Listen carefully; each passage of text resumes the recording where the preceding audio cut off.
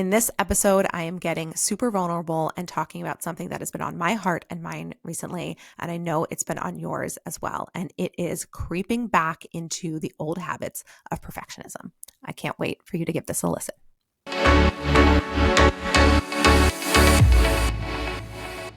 Hello, friend. Today, I want to talk about something that has been on my mind and my heart lately. And I know the same is true for a lot of you, and it is perfectionism. Now, typically, when I record these podcast episodes, I outline what I'm going to say in advance and I review the outline and I come at you with some what I hope will be very helpful takeaways and some structure.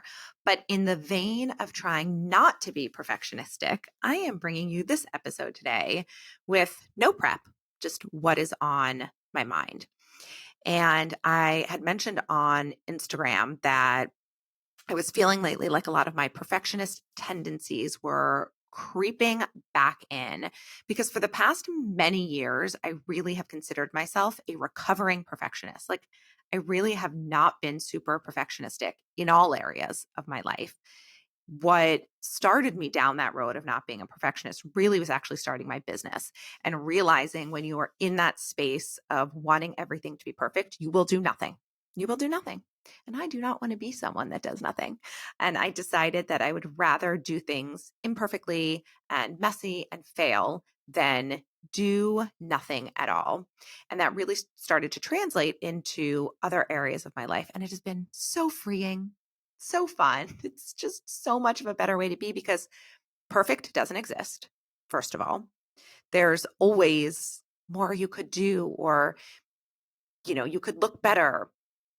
You could do more, all the things that make us feel like we are not perfect. And it's just a standard that is elusive. And I was like, I don't want this anymore. I'm just giving it up. But lately, I have been feeling more anxious, and my default setting in my brain is to go towards perfectionism when I am feeling more anxious. And the anxiety, I think, is due to a number of different factors. Certainly feeling like it is less safe than ever to be Jewish in this world. That weighs on me heavily, especially raising Jewish children. And I shared this on Instagram. I don't know that I've talked about it much on the podcast, but my father died last year, and the circumstances surrounding his death were unusual and stressful. And we weren't able to have a funeral for him until a year after he passed. So I think that's been weighing on me. And I've got a high schooler now and a middle schooler. I don't know. I cannot pinpoint it to any one thing. But what I can say is that I have been falling back into perfectionistic tendencies. And what that looks like for me is being super critical of myself, of what I'm doing, of how I look, of my work output, and then wanting things to be perfect. And I shared this, and a lot of you came back and said that you were feeling the same way. And so this episode is not to offer you really even a reframe or any advice. It's just to say you're not alone. And what's interesting is I talked about this, and then my friend sent me a video from Brene Brown where she talks about perfectionism, and just the way she talks about it was so spot on. And what she says is that perfectionism is a self-destructive and addictive belief system that fuels this primary thought. If I look perfect, if I do everything perfectly, I can avoid or minimize the painful feelings of blame, judgment, and shame. Yes, that I feel is very deeply true. And I think any of us who consider ourselves perfectionists know that perfectionism is different than the pursuit of excellence, which I think is amazing. And I feel like I am always in the pursuit of excellence. And I think that is great. But that is different than being perfectionistic, where you are trying to just be perfect, look perfect, do perfect, say perfect. And you can't live like that. It's no way to live. So, related to this, kind of, I think so. I run a couple masterminds for incredible entrepreneurs. And yesterday, in one of the masterminds, we were talking about limiting beliefs and how when we think something of ourselves that is not true and we limit what we believe we can be and do, then we sort of operate at that level. And it's not until we get rid of our limiting beliefs that we can really shine through. And I know that a lot of where those limiting beliefs stem from is this idea of not feeling good enough, not being perfect enough. So we had this conversation in the mastermind, and these are incredibly successful, amazing women. And there was lots to share, lots of tears, lots of feeling not good enough. And I wish that were not the case for all of us, because we do not have to be perfect to be worthy of running our businesses and selling our products and having friendships and having a partner that adores us. Like, we do not need to be perfect. And yet we so often fall into that trap of like, I just need to be better. And for me, when I am feeling particularly anxious, it's like looking at all the things in my life that, like, how can I make this better? How can I do better? Nothing needs to be better. I don't need to do any more. I just need to sit with the anxiety and let it flow through me. I think what is particularly hard for me right now is I've been doing so much work. I've been doing tapping, which I have found incredibly helpful, EFT. I've been doing nervous system regulation, somatic exercises, and it has all helped. And yet, here we are where it creeps back in. I got a message on Instagram after I was sharing about this perfectionism creeping back up, and someone said, please talk about this. My house is perfectly organized, my house is perfectly cleaned. And all I do is walk around trying to find more projects to do and be better at. And I've talked in other episodes about how we all need to learn how to just like relax, chill, enjoy, that the other piece of being super productive is relaxing. And I've been exploring and doing a lot of research on this idea of immersive productivity and immersive relaxation, where when we're really intentional and we are in the moment, we can get a ton done. We can be super productive. But then when we bring that same level of awareness and attention to our relaxation, we actually get to recharge our battery. But so many of us don't allow ourselves the immersive relaxation piece. We feel like we somehow have to earn that with our productivity, and it's just not true. And in fact, being relaxed and allowing ourselves time to just unwind and have fun makes us more productive. It just does. And yet, here we are, being mean to ourselves, punishing ourselves, saying horrible things. I used to say no one could be meaner to me than I am to myself. Have you heard people say, um, oh my gosh, what is the saying? Something like, you know, say nice things to yourself, make it a nice place to be in your head, because that's where you are forever. And I think there is something super powerful and super effective about saying nice things to ourselves and thinking nice things. So, what are we going to do about it? I don't have an answer for you. I'd love to come here with solutions and action steps we can take so that we can make it better. I can share what I'm doing, but I'm going to be totally transparent. Like, I am doing a lot of these things and I don't feel materially different.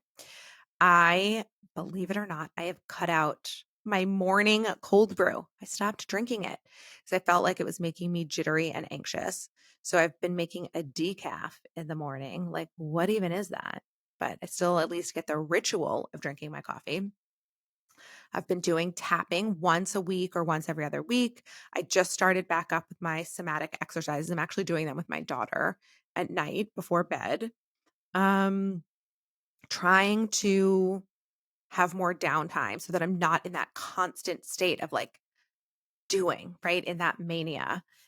And I think another big piece of it is just acknowledging that for whatever reason, this is where I am right now, and resisting the urge to put my time and energy into perfecting things and instead putting them in doing more things. Actually, when I found myself like creeping into this pattern, I decided to create the messiest possible product that I could on the business side.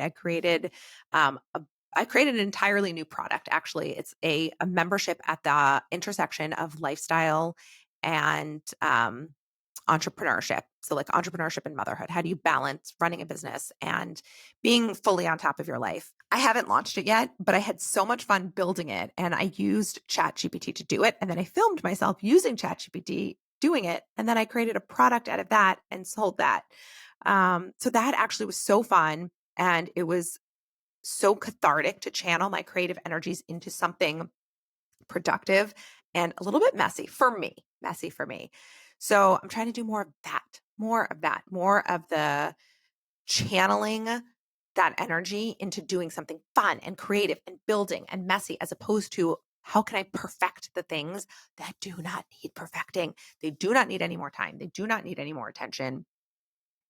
It's just a waste. And I've wasted, I mean, if I add up all the time throughout my past 4.5 decades trying to make things perfecter, more perfect, better, be better.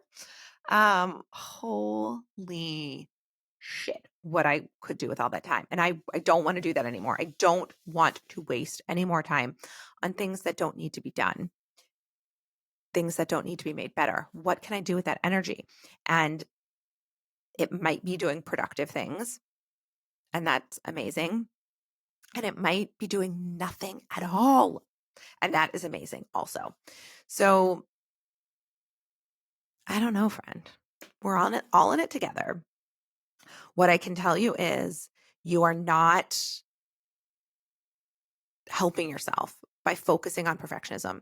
You're not going to get where you think you are going to go. There's not an end point to it. You're not going to arrive and feel like, oh my gosh, finally everything is perfect. It's done.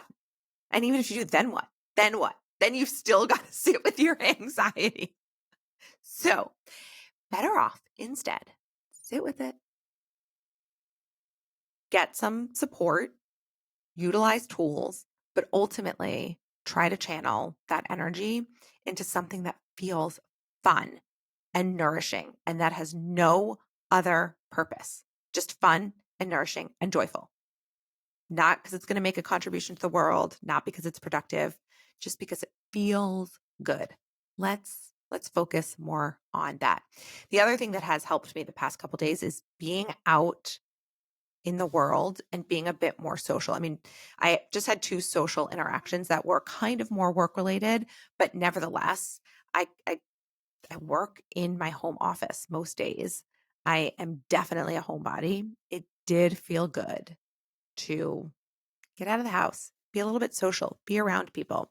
I always do my hair and makeup and get dressed every day. So if you're not doing that, try that. That can help you. And I'm going to get back one of my favorite habits of last year on our routines, I guess.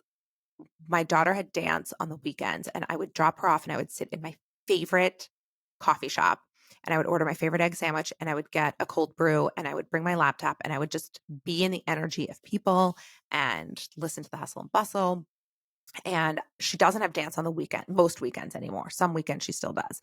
So last weekend she did. And I popped into the cafe just to pick something up to go. I wasn't prepared to stay. And I was like, oh, I missed it here. I missed this energy.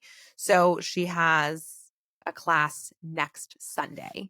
So I already told my husband, I'm taking her. I'm bringing my laptop. I'm going to sit at the cafe and I'm going to really enjoy that. So more of those things. What are the things you love? What makes you happy? Let's do more of that.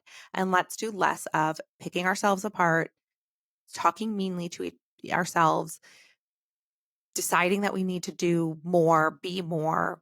The other thing that I think is so tricky with perfectionism is because we're being so critical of ourselves and we have these mean voices, we think that then other people are saying those same mean things about us. Newsflash, they're saying them to themselves, about themselves, not about you, right? We're all so much in our own heads that no one's spending the time to criticize us. And even if they are, you know what I'm going to say, they can go, you know what? So we're going to be okay. We're going to be okay.